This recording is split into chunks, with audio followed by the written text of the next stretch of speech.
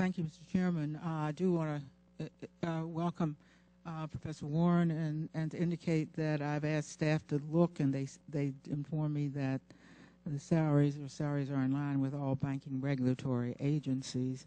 I want to go back to this report and to the bicameral forum and to some of what was said at that forum, because this committee should be trying to find out whether what we found from law enforcement a systematic problem that needs further investigation.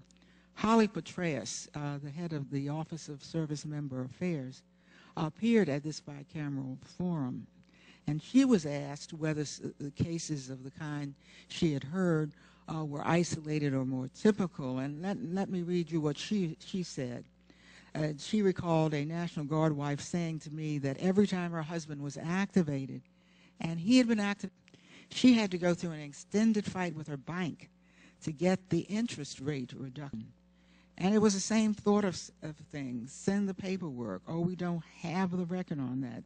Send it in, send it again, send it again. Have you heard similar accounts? Yes, ma'am, I have.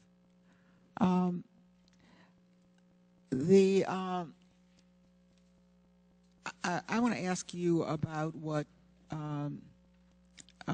you think that the CFPB could do, because we know it's not charged with enforcing the Service Act.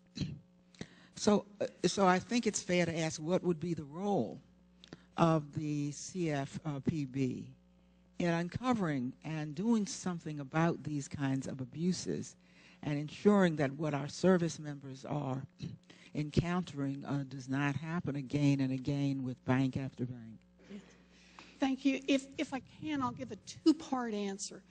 The first part is that last week, the Consumer Financial Protection Bureau, led by Holly Petraeus, signed an understanding with the Judge Advocates General of all of the services.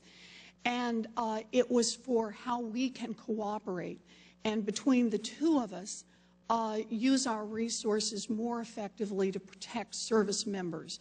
We had already been well into the process of working with the Department of Defense, and this was just a more formal acknowledgement of that process, and I think building a strong relationship going forward. But I also want to say a second thing about it within the consumer agency, and that is what it means to have a strong leader like Holly Petraeus, what it means to make an Office of Service Member Affairs front and central in this organization.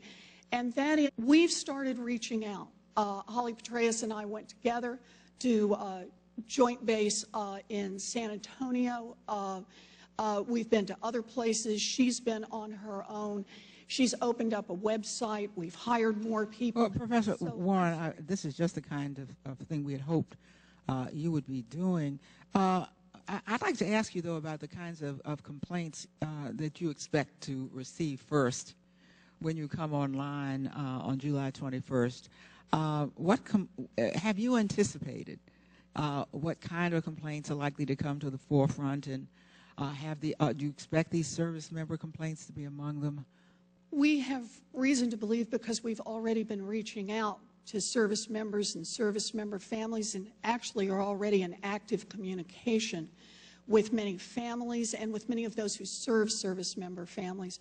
We anticipate that this will be a significant part over time of our workload at the Consumer Financial Protection Bureau. Thank you, Mr. Chairman. Yes, ma'am.